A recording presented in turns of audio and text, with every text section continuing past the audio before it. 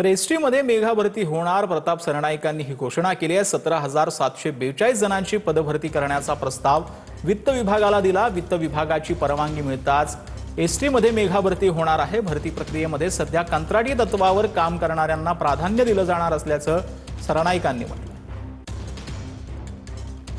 12,381 सेवा निवृत्ती पुढील 4 वर्ष पकडून 5,361 म्हणजे जवळजवळ 17,742 कर्मचाऱ्यांची मागणी आपण राज्य शासनाकडे पाठवलेली आहे. राज्य शासनाच्या वित्त विभागाकडे ही सर्व पदं मंजूर करावी अशी आपण आपल्या डिपार्टमेंटच्या माध्यमातून विनंती केलेली आहे. आणि निश्चितपणे राज्य शासनाकडून एवढ्या सगळ्या भरती प्रक्रियेला आपल्याला मंजुरी मिळाल्यानंतर ताबडतोब ही मेगा भरती एसटी महामंडळामध्ये होणार आहे.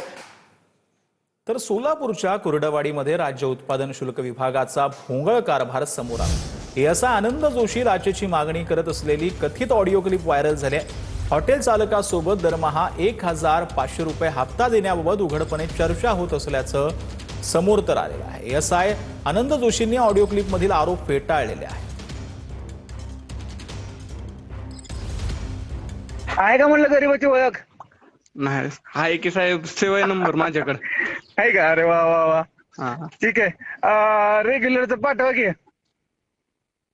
करतो की. एक नंबर देतो, त्या नंबरला पाठवा. गवळी नाव येते बघ. हा, आलं. ओके. चंद्रकांत गवळी. हा, 2 पाठवायचे.